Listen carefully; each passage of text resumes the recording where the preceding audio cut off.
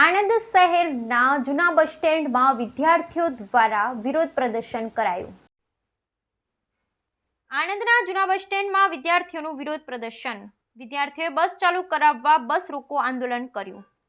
Anand હેરંજ ST bus શરૂ કરવાની માંગ સાથે હોબાળો। વિદ્યાર્થીઓએ ભારે સૂત્રોચ્ચાર કરી વિરોધ પ્રદર્શન કર્યું।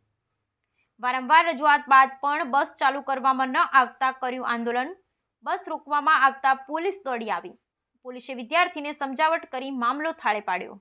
મારું નામ સિદ્ધરાજ પરેશ કુમાર સોલંકી છે। અમારા અરડી ગામનો આ પ્રશ્ન છે।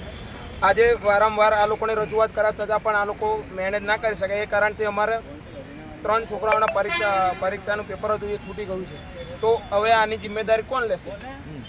આ બાબતે આપણે રજૂઆત કરેલી? હા, રજૂઆત તો કરીએ છીએ। ડેપો મેનેજરનો ફોન માર્યો તો કે હું અમદાવાદ છું, બીજાને ફોન મારે તો બીજી બસ ઇમરજન્સી મોકલી દીધી, પણ પેપર છૂટ્યા પછી શું કરવાનું છે? બીજી બસ ફોર્માલિટી માટે મોકલે, એ કશા અર્થની નહીં ને। કેટલા સમયથી આ પ્રશ્ન છે? છેલ્લા ઘણા દિવસથી, છેલ્લા 1 મહિનાથી આ જ પ્રોબ્લેમ છે। અને આ પ્રશ્નનું તમારું નિરાકરણ નહીં આવે તો આગળની કાર્યવાહી શું રહેશે? આગળ આનાથી વધારે પણ ઉગ્ર આંદોલન કરીશું। અત્યારે રજૂઆત કરી એમાં શું જવાબ મળ્યો? અત્યારે રજૂઆત કરી આની અંદર એમને ખાતરી આપી છે, એમને બાહેધરી આપી છે કે હું મારાથી બનતી બધીને હું સારી રીતે હું મેનેજ કરી લઈશ, તમારો પ્રોબ્લેમ સોલ્વ થઈ જશે। મોઢાપરમાર શક્તિસિંહ મારું નામ છે।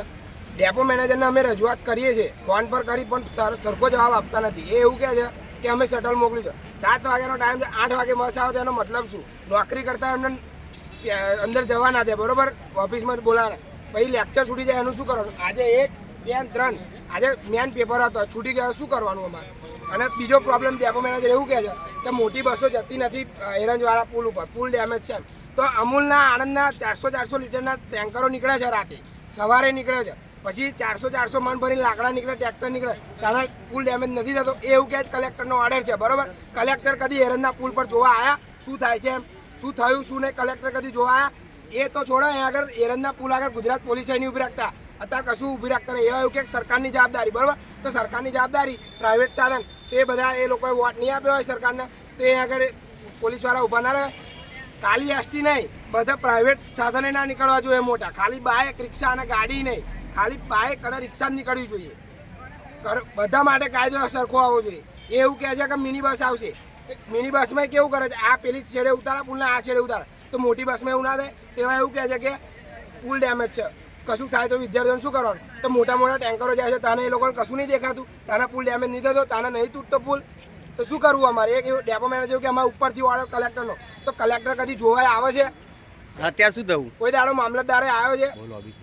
અત્યારે શું થયું?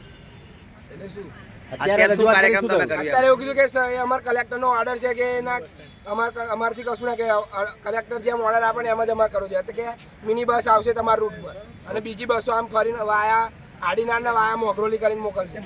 ચલો।